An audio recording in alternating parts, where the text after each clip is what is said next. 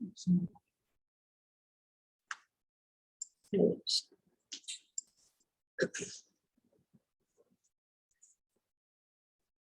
हम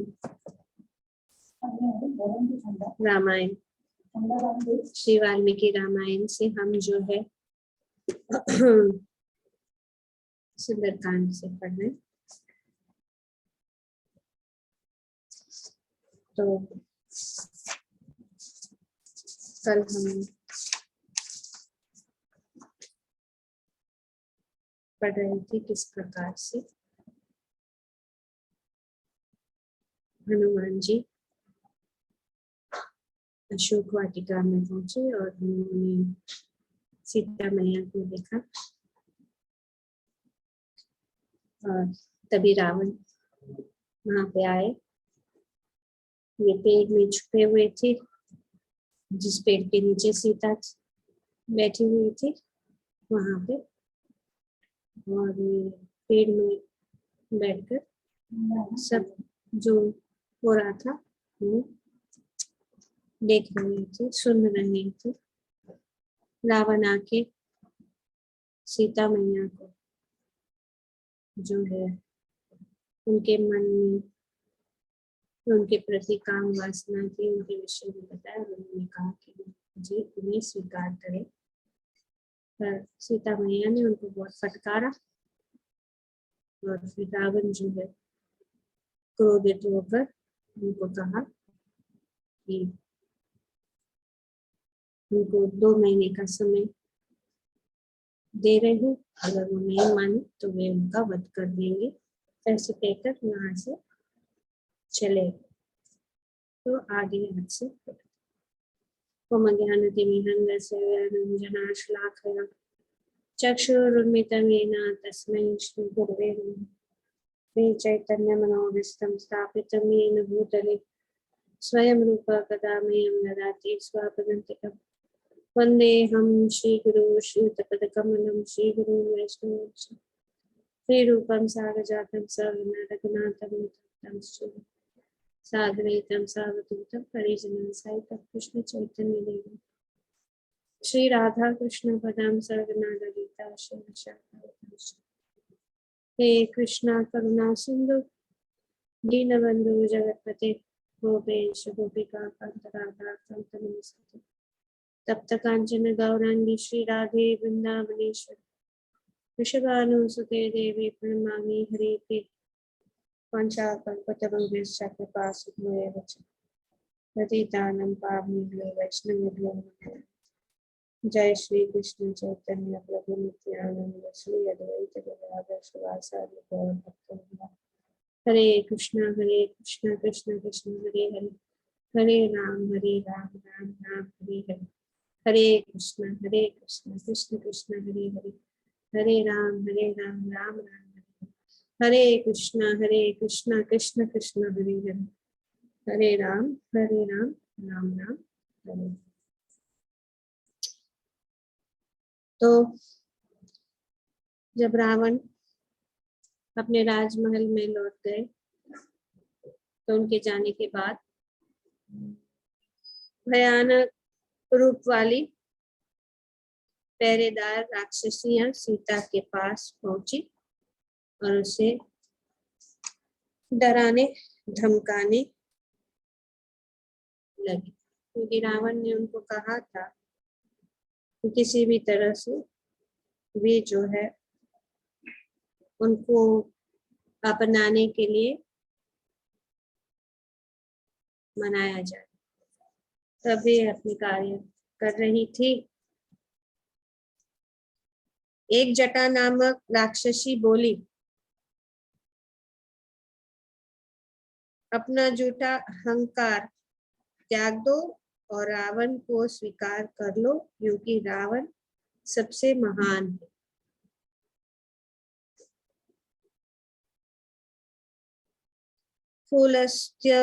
कुलस्य 6 प्रजापतियों में से चौथे और ब्रह्मा जी के मानस पुत्र है। ये बता रहे रावण के कुलस्य जो है प्रजापति हैं, जो ब्रह्मा जी के मानस पुत्र है।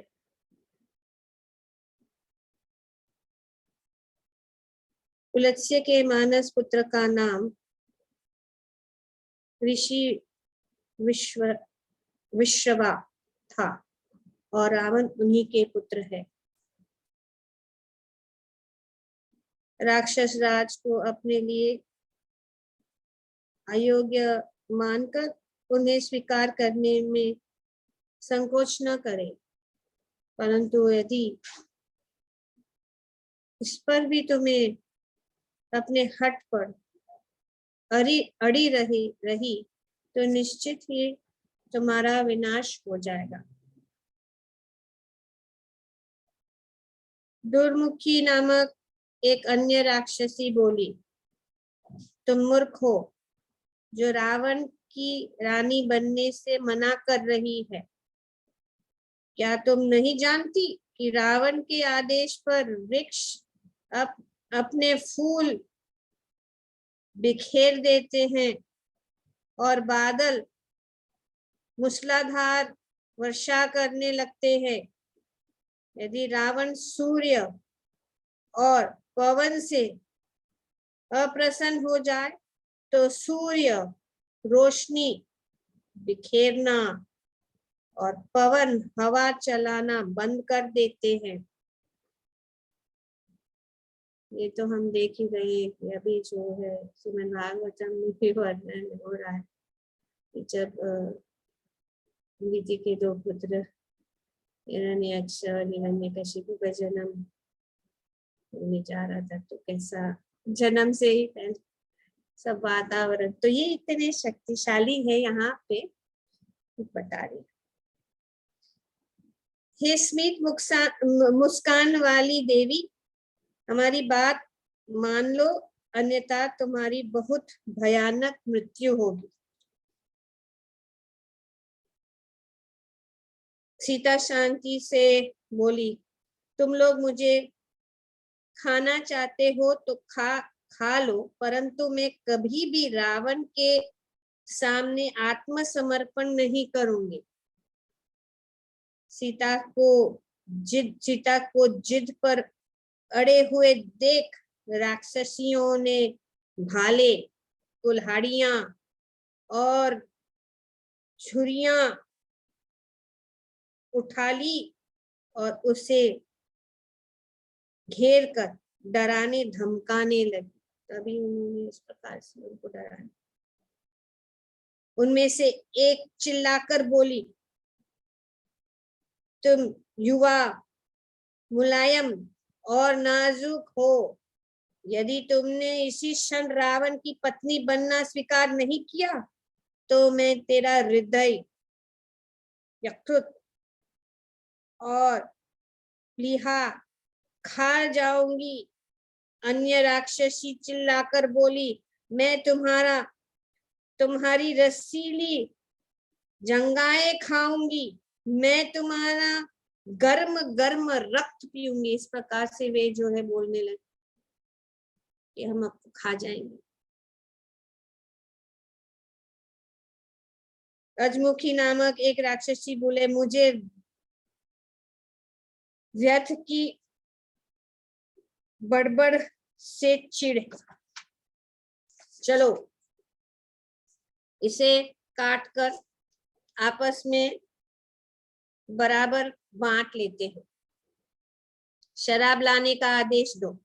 मनुष्य के मांस को खाकर जश्न मनाते हैं और देवी भद्रकाली के सामने नृत्य करते हैं। तो इस प्रकार से ये जो है सब राक्षसी सीता मैया को, आखिरकार सीता इस घृणित बातों को और अधिक सहन नहीं कर पाई और फूट फूट कर रोने लगी। भय से थर थर कांपते हुए वह बार बार हे राम, हे लक्ष्मण कहकर चिल्लाने लगी।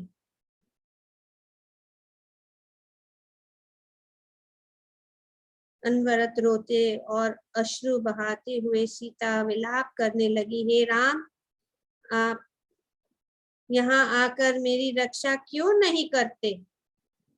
शायद उन्हें यह पता ही नहीं है कि मैं कहाँ हूँ। शायद वह अब तक मेरे वियोग के दुख से प्राण त्याग चुके हैं और अब स्वर्ग में वास कर रहे हैं। हो सकता है कि रावण ने किसी दुष्ट चाल से राम का वध कर दिया हो। आह, राम कब यहाँ आएंगे और कब इस सारे राक्षसों का वध करके मुझे अयोध्या वापस ले जाएंगे? मैं इतनी अभागी क्यों हूँ कि तत्काल अपने प्राण भी नहीं त्याग सकती? काश कि मैं मर सकती, क्योंकि इस दुख से निश्चित ही मृत्यु बेहतर है। इस प्रकार से सीता जो है विलाप कर रही थी। और जिस समय राक्षसियां सीता को डरा धमका रही थी, उसी समय त्रिजटा नामक एक औद स्त्री गहरी नींद से अचानक जाग उठी।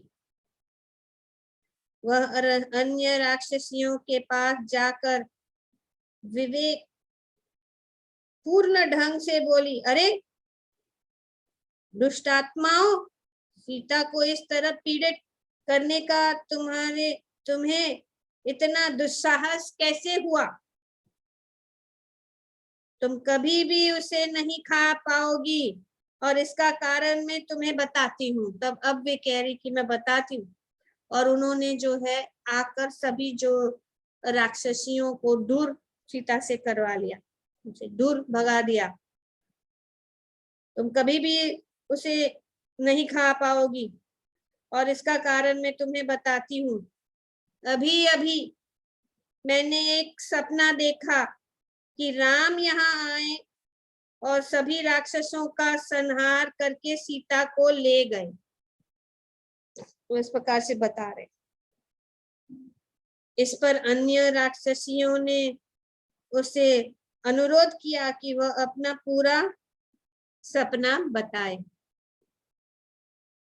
तब त्रिजटा बोली, मैंने राम और लक्ष्मण को सफेद वस्त्र और सफेद फूल मालाएं पहने हुए देखा। वे 1000 श्वेत अश्वों द्वारा चलित एक दिव्य रथ में बैठकर आकाश मार्ग से आ रहे हैं। इसके बाद दृश्य बदल गया और मैंने देखा कि राम एक विशाल 4 दांतों वाले हाथी पर बैठे हुए हैं। वह ऊपर से लेकर नीचे तक श्वेत वस्त्रों से सज्जित है। सीता ने भी श्वेत वस्त्र धारण कर रखे हैं और वह समुद्र के मध्य में स्थित एक श्वेत पर्वत पर खड़ी है। राम के निकट आते ही सीता उनके हाथी पर चढ़ गई और इस प्रकार अपने पति से उनका पुनर्मिलन हो गया। इसके बाद मैंने देखा कि राम, सीता और लक्ष्मण पुष्पक रथ पर सवार होकर आकाश मार्ग से उत्तर दिशा की ओर बढ़ रहे हैं। इसके बाद मैंने अपने सपने में रावण को देखा। उनका सिर मुंडा हुआ था और उनकी देह पर लाल चंदन का लेप लगा हुआ था। वह गधों द्वारा खींचे जा रहे एक रथ पर सवार था और तेल पीते हुए ऐसे हंस रहा था मानो वह पागल हो गया हो। उनका रथ आगे गंदगी से भरी हुई चीजों की एक नरक जैसी जगह पर जाकर गायब हो गया। जहां से बहुत से असह्य दुर्गंध उठ रही थी। इसी तरह की दशा में मैंने कुंभकर्ण और रावण के अन्य पुत्रों को भी देखा, परंतु विभीषण को नहीं देखा। विभीषण सफेद चंदोवे से ढके 4 दांत वाले एक हाथी पर बैठा था। उसके आगे शंख और ढोल नगाड़े बज रहे थे। अंत में मैंने समूची लंका नगरी को भर भराकर समुद्र में गिरते हुए देखा। इसलिए मेरा यह मानना है कि राम बहुत शीघ्र ही आकर समस्त राक्षसों का संहार करेंगे और फिर सीता को ले जाएंगे। इसलिए अच्छा यही है कि तुम लोग सीता को डराना सताना बंद कर दो और उससे क्षमा मांग लो। तो इस तरह से ये जो है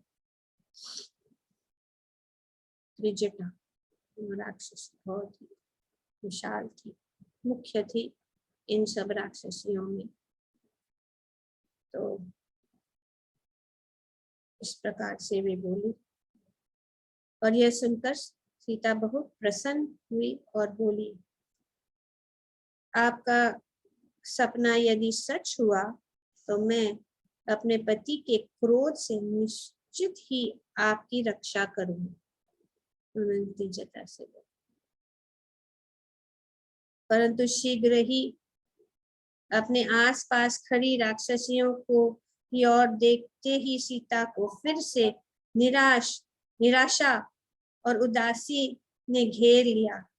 सीता ने सोचा, यदि राम के यहाँ आकर मेरा उद्धार करने से पहले ही रावण मेरा वध कर दे तो क्या होगा। इस अधम दुखमय स्थिति के गर्त में मैं और अधिक दुख सहन नहीं कर सकती हूँ। अपने प्राण त्याग देने की इच्छा से सीता ने अपने बालों को बांधने वाली डोरी निकाली। तो अभी वे अपने प्राण को त्याग करने के लिए तैयार हो, वो सहन नहीं कर पा रही।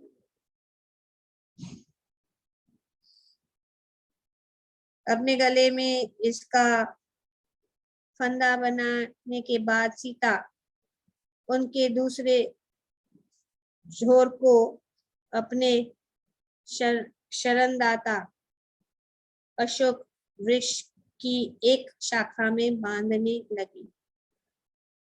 ठीक तभी उसे अपने शरीर से एक शुभ फड़कन महसूस हुई और इसके कारण सीता के मन में आशा का संचार हुआ। इस दौरान हनुमान छिपे रहकर सीता और राक्षसियों के बीच हो रही बातें सुनते रहे। तो ये सब जो है यहाँ पे हनुमान जी पेड़ के ऊपर बैठे हैं और भी सुन रहे हैं क्या। उन्होंने स्थिति पर इस प्रकार विचार किया, बेहतर यही है कि मैं सीता के पास जाऊं और उन्हें सांत्वना दूं, क्योंकि अत्यधिक दुख के कारण उनकी बुद्धि पर पर्दा पड़ गया जाना पड़ता है। यदि मैं उन्हें ढाढ़स बधाई बिना राम के पास लौट जाता हूँ तो निश्चित यह मेरे से बड़ी भूल होगी। हताश के मारे सीता किसी भी समय अपने प्राण त्याग सकती है, परंतु मैं क्या करूं। ये सारी राक्षसियां उन्हें घेर कर खड़ी है, मैं उनसे कैसे बात करूं। तो अभी हनुमान सोच रहे कि कि मैं कैसे बात करूं, communication, how to communicate, is deliberating कि मैं कैसे बात करूं। अभी ये तो पूरे जो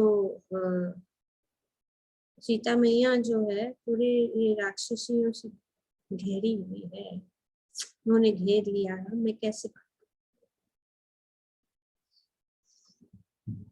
तो फिर वे सोचते कोई बात नहीं, मुझे किसी न किसी तरीके से ऐसा करना ही होगा। यदि राम मुझसे पूछे कि क्या सीता ने मेरे लिए कोई संदेश भेजा है और मैं उन्हें बताऊंगा कि कोई संदेश नहीं भेजा, तो वह अपने क्रोध से मुझे जलाकर राख कर लेंगे। हाँ, राम और सीता दोनों को ही एक दूसरों के सांत्वना देने वाले संदेशों की बहुत आवश्यकता है। तो जिस समय पहरेदार बेपरवाह होंगे तब मैं जाकर सीता से भेंट करूंगा। तो उन्होंने सोचा, भी उपाय निकाल रहे कि वो जब वहां के पहरेदार जो है वो लापरवाही से या वहां नहीं होंगे तब मैं जाके उनसे भेंट करूँ। अभी इस भेंट के लिए भी वे सोच रहे कि कैसे करना है, ये भी बहुत इम्पोर्टेंट है। तो वे सोच रहे भेंट तो करना है, लेकिन बाकी के क्या क्या उपाय कैसे करें सोचो। तो उन्होंने सोचा कि यदि मैं उनसे संस्कृत में वार्तालाप करूंगा तो निश्चय ही उन्हें मुझ पर विश्वास हो जाएगा। तो उन्होंने सोचा कि कैसे बात करें, तो संस्कृत में बात करें, क्योंकि यहाँ पे तो रावण के जो असुरों की नगरी में तो भाषा है ही नहीं, तो संस्कृत में अगर मैं बात करूंगा। फिर वो सोचते नहीं, यदि मैं किसी ब्राह्मण की भांति उनसे बात करूंगा तो वह सोच सकती है कि मैं साधु के वेश में रावण हूं। तो अगर मैं ब्राह्मण भी बन के बात करूंगा तो वो सोचेगी कि मैं साधु के वेश में रावण हूं। मेरे विचार से यदि मैं अयोध्या की बोली में उससे बात करूं, तब उन्होंने सोचा कि अवधि में बोलूं तब वो मेरी विश्वास कर लेगी। पर उन्होंने सोचा नहीं, ये कारगर नहीं होगा, क्योंकि यदि सीता एक वानर को मानव की तरह बोलते सुनेगी तभी वह मुझे रावण ही समझेगी। तो उन्होंने सोचा कि अगर मैं तो ऐसी भी बात करूं मानव की बोली में, तो मैं तो वानर हूँ, सोचेगी कि ये कौन है, तो सोचेगी कि ये तो क्यों कहीं रावण तो नहीं है। तो इसके लिए वे सोच रहे हैं कि यदि सीता एक वानर को मानव की तरह बोलते सुनेगी तब भी वह मुझे रावण ही समझेगी। आखिर राक्षसों का राजा अपनी इच्छा से कोई भी रूप धारण कर सकता है, मुझे जरा सावधान रहना चाहिए। तो ये बहुत ही सेंसिटिव और बहुत ही इम्पोर्टेंट कार्य है, और हनुमान जी जो है एकदम ही जो भाव विभोर होकर जल्दी से कोई निर्णय नहीं लेना चाहिए। ये बुद्धिमानी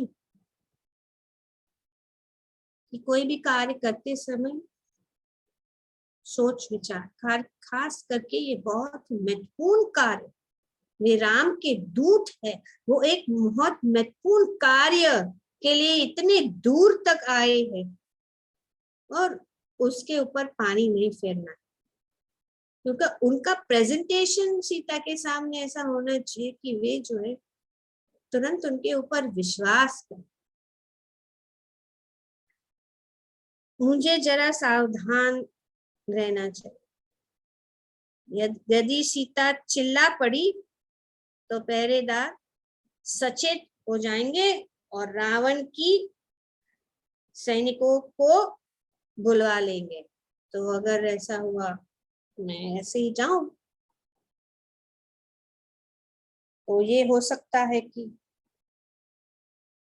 सीता चिल्लाएगी, शोर हो जाएगा, और फिर रावण के सैनिकों को बुलाया जाएगा। अगर ऐसा होगा तो मैं पकड़ा जा सकता हूँ। यदि मैं सभी राक्षसों को हरा दूं, तब संभवतः मैं इतना थक जाऊंगा कि समुद्र पार करके वापस पहुंचने के लिए शायद छलांग नहीं लगा सकूंगा। हनुमान सोच रहे, सोच विचार।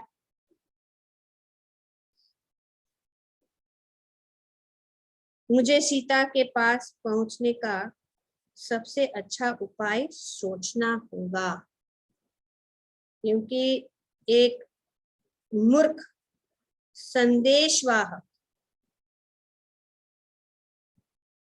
शानदार से शानदार योजना को भी चौपट कर सकता है।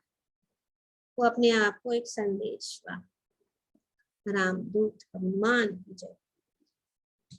अपनी दुविधा पर इस प्रकार विचार करने के बाद हनुमान ने अंततः निर्णय ले लिया। तो ये बहुत सुंदर है, इसलिए सुंदरकांड, इस सुंदरकांड में श्री राम का गुणगान, सीता का गुणगान, सीता की चरित्र, सीता का प्रेम, और हम हनुमान जी का सुंदर चरित्र का वर्णन।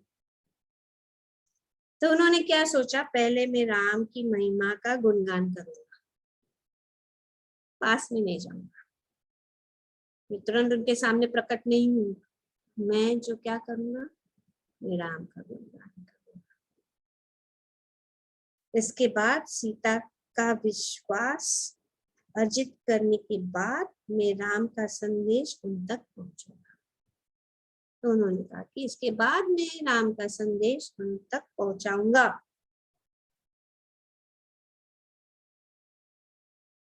वृक्ष की शाखों के बीच छिपे रहकर हनुमान ने इस प्रकार से यह कविता सुनाई कि सीता उसे सुन सके।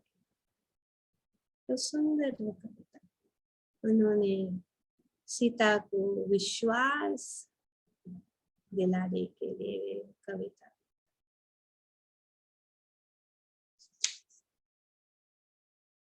इक्ष्वाकु के वंशज राजा दशरथ उनका नाम, धर्मात्मा और प्रतापी अयोध्या के शासक, उनका गूंजे चाहू और यशगान। अंततः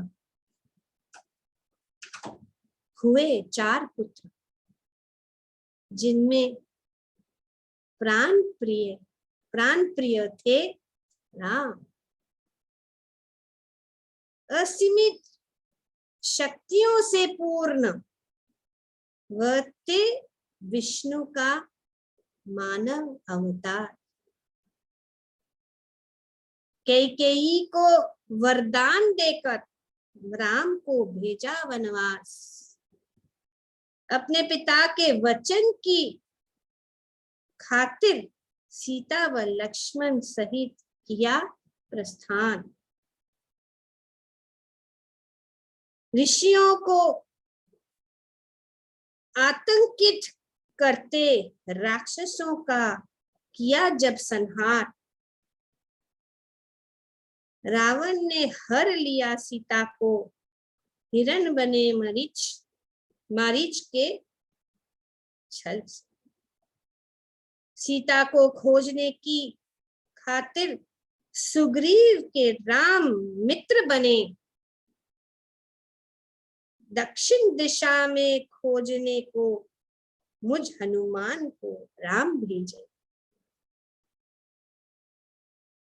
अनेक पर्वत पार करके समुद्र के ऊपर से लगाई छलांग, तब जाकर मिली सफलता। खोज लिया हे देवी आपको। राम आएंगे, आपके उद्धार को आप ही है उनके प्राण प्यारे।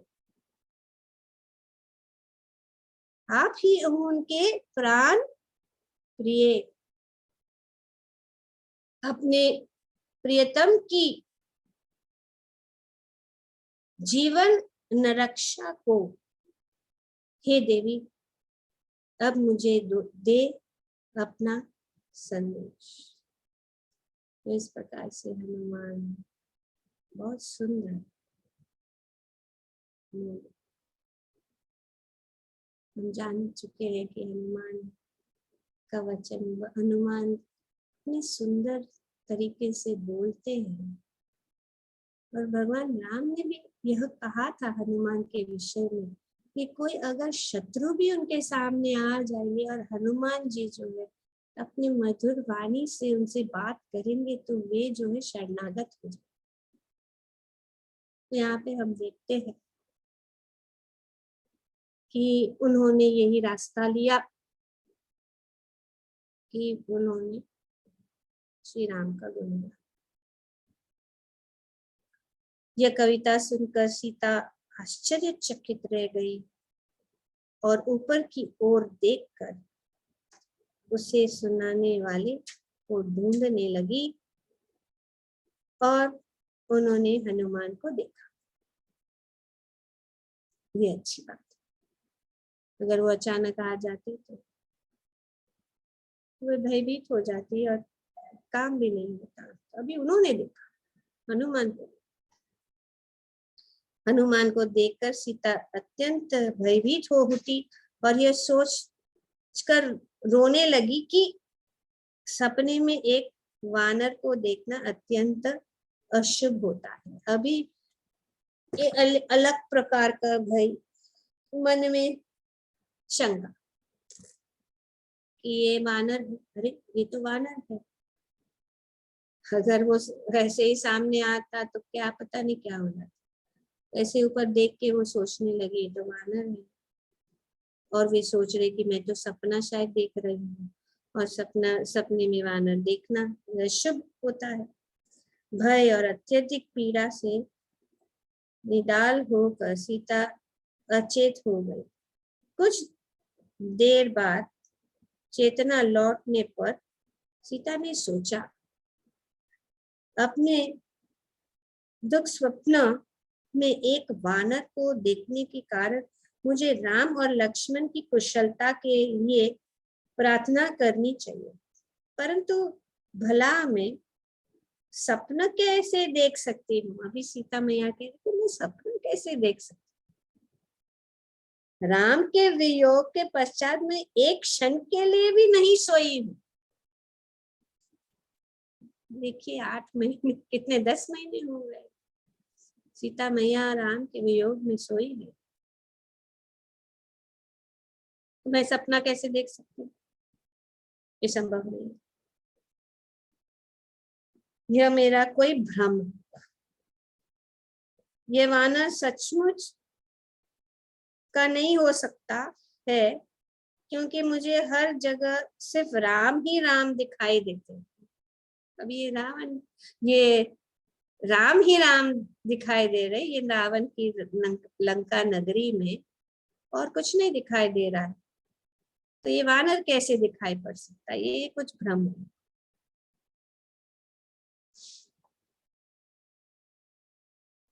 ये वानर सचमुच का नहीं हो सकता है क्योंकि मुझे हर जगह सिर्फ राम ही राम दिखाई देते हैं। मेरे कान सिर्फ राम की आवाज सुनते हैं और मेरा चित्त सिर्फ राम के ही बारे में सोचता है और कुछ नहीं। फिर भी इस बात पर विश्वास करना कठिन है कि वह वानर मेरा भ्रम था क्योंकि वह सचमुच का जान पड़ता है। विभ्रम में वो सचमुच है। तभी हनुमान वृक्ष से नीचे उतरे। जैसे सीता इस प्रकार से सोच रही, सीता उतर गई। सीता के समक्ष दोनों हाथ जोड़कर खड़े होने के बाद उन्होंने पूछा। तो ये बहुत सुंदर वर्णन किया गया है शास्त्रों में कि हाथ जोड़ना। तुरंत जो है हनुमान ने सीता मैया के सामने हाथ जोड़ा। वैदिक सभ्यता में हाथ भी कैसे जोड़ा जाता है, इतना डिटेल हमारा जो शास्त्र है ये बताता है कि दूसरों के सामने किस प्रकार से हाथ जोड़ा जाना चाहिए। उनके स्तर के अनुसार, लेवल के अनुसार। पहला, अपने माँ के सामने जब हाथ जोड़ते हैं तो वह पेट के लेवल पे ऐसे। पिता को जब हाथ जोड़ते हैं तो गर्दन तक होना चाहिए। गुरु के सामने हाथ जोड़ते हैं तो मुख के सामने हाथ जोड़ना चाहिए। और भगवान के सामने जब हाथ जोड़ते हैं तो सिर के ऊपर इस प्रकार से हाथ जोड़ना चाहिए। सबका जो है स्थान। तो इस प्रकार से जब हनुमान सीता मैया के सामने हाथ जोड़े तो उन्होंने सिर के ऊपर नहीं, लेकिन बहुत ऊपर सीता मैया के सामने उन्होंने हाथ जोड़ा। बोलो श्री हनुमान जी की जय, बोलो श्री सीता मैया की जय। तो इस प्रकार से उन्होंने जो है हाथ जोड़ा और उन्होंने पूछा, आप कौन है? आप कोई देवी जान पड़ती है, इसलिए मेरा अनुमान है कि आप राम की पत्नी हैं। तो इस प्रकार से हनुमान जी ने उनसे कहा। राम का नाम सुनकर सीता अत्यंत प्रसन्न हुई। Very well approach, good approach. कैसे अप्रोच करना है ये भी हनुमान जी से सीखना चाहिए, बहुत शिक्षण है। राम का नाम सुनकर सीता अत्यंत प्रसन्न हुई और इस प्रश्न के उत्तर में उन्होंने अपनी पूरी जीवन गाथा कह सुनाई। तो उन्होंने बहुत प्रसन्न होकर सब, क्योंकि इतने लंबे समय के बाद हनुमान वह पहला व्यक्ति थे जिससे सीता ने मित्रता पूर्वक ढंग से बात की थी। देखिए सीता मैया अकेली थी, कोई नहीं था। प्लीज राम के साथ लक्ष्मण थे, सुग्रीव थे, हनुमान है, सब। यहाँ सीता मैया अकेली, किसको अपना दुख बताए, किसके साथ बात करे? तो हनुमान जी को उन्होंने पूरा जो है उनकी जीवन गाथा बताई। सीता ने अंत में कहा, रावण ने मुझे मात्र 2 महीने तक जीवित रहने की धमकी दी। यदि उससे पहले राम नहीं आते तो मैं स्वेच्छा से अपना प्राण त्याग दूंगी। तो रावण अभी प्रेशर और भी बिल्डअप हो रहा है। समय नहीं, एक भी क्षण गंवाना मुश्किल है। सीता द्वारा इस प्रकार विश्वास करके अपना हृदय की बात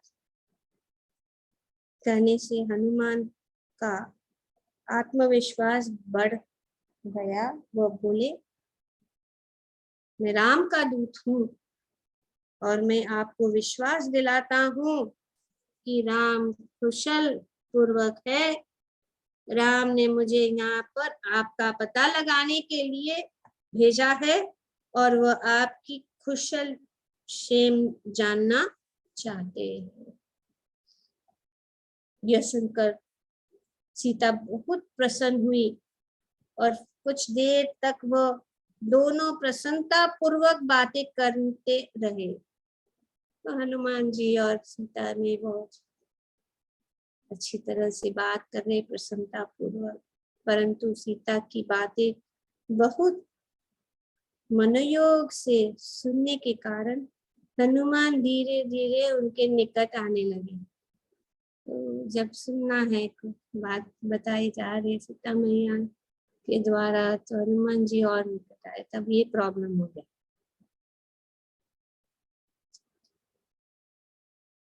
यह देखकर सीता के मन को एक भयानक विचार से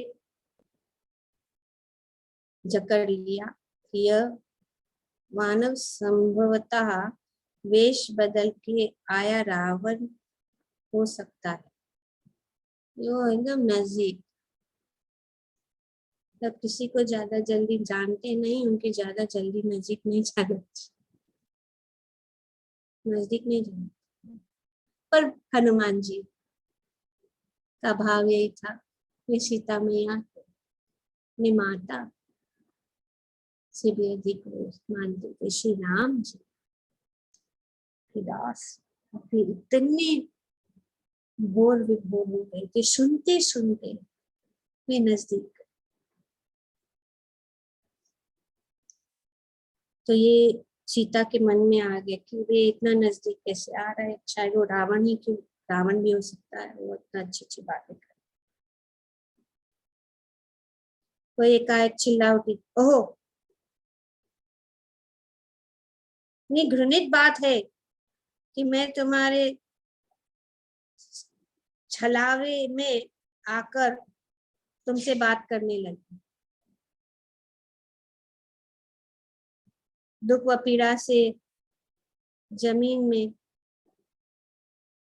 घासते हुए सीता ने के मन में एक और विचार आया। सीता ने सोचा, इस वानर को देखकर मुझे एक प्रकार की प्रसन्नता का अनुभव हो रहा है। तो उन्होंने फिर सोचा कि नहीं, ऐसी बात नहीं, मुझे प्रसन्नता का अनुभव हो रहा है।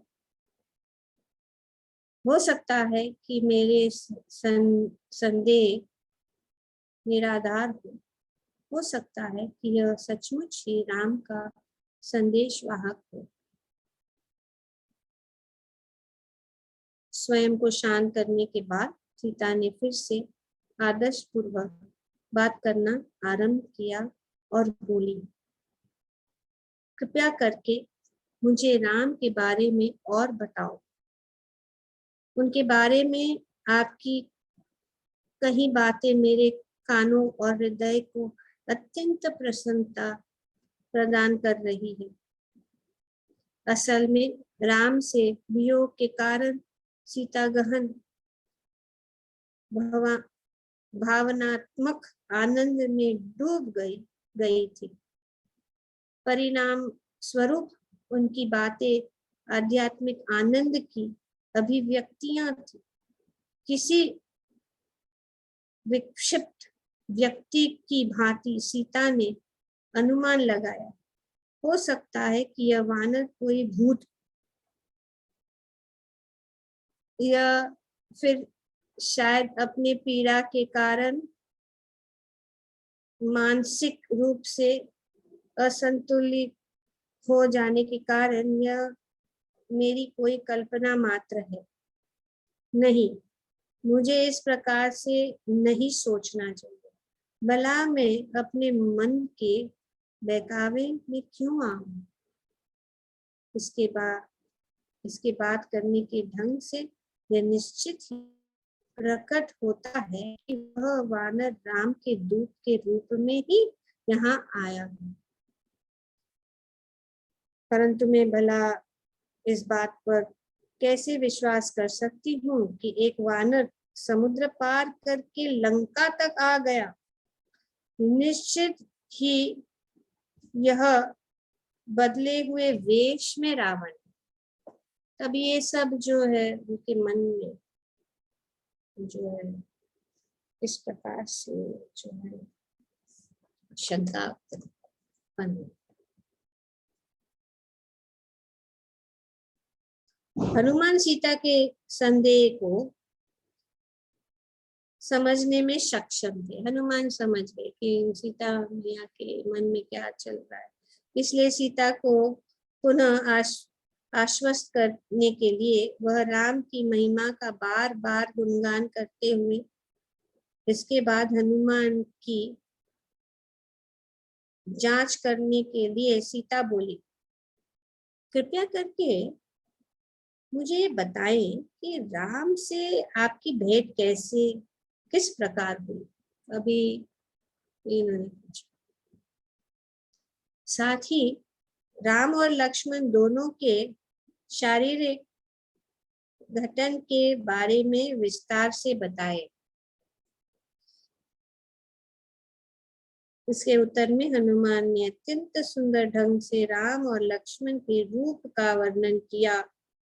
फिर वह बोले, मैं उन भाइयों से ऋष्यमुख पर्वत पर मिला था। राम ने जब आपके आभूषणों को देखा जिन्हें आपने रावण द्वारा ले गए जाते समय वानरों के बीच गिराया था, तो वह इतने प्रसन्न हुए कि उनकी आंखों से अश्रु धारा बहने लगी। तो यहाँ पे हनुमान जी बता रहे कि जब राम ने आपके आभूषणों को देखा तो वे इतने जो है प्रसन्न हो गए। सुग्रीव के साथ मित्रता करने के लिए राम ने वाली का वध किया। उनके उपकार का बदला चुकाने के लिए सुग्रीव ने संपूर्ण पृथ्वी में आपकी खोज करने के लिए एक महान अभियान छोड़ दिया और इसके लिए लाखों वानरों को जगह जगह भेजा। सौभाग्य से मुझे इस एकांत स्थान में आपका पता चला। मेरा नाम हनुमान है। मैंने महान वानर राज केसरी की पत्नी के गर्भ से वायु देव की कृपा से जन्म लिया।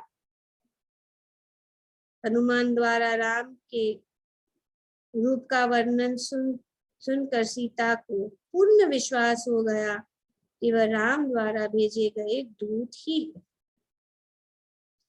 सीता की आंखें से प्रसन्नता के अश्रु छलक पड़े। तभी हनुमान ने सीता को राम की अंगूठी दी, जिसके छल्ले के अंदर की तरफ राम का नाम लिखा हुआ था। तो अब उन्होंने जब विश्वास हो गया सीता मैया, तब जाके हनुमान ने जो है उनको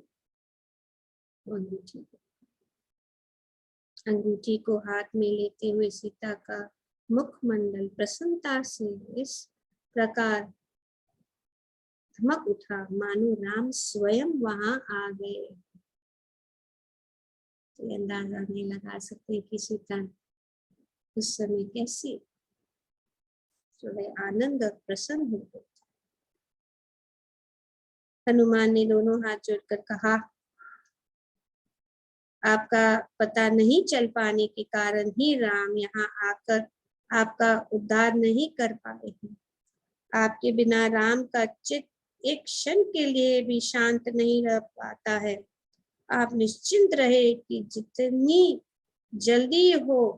जल्दी में यहाँ से जाकर राम को आपके बारे में सूचना दूंगा, उतनी ही शीघ्रता से राम यहाँ आकर रावण का संहार करेगा।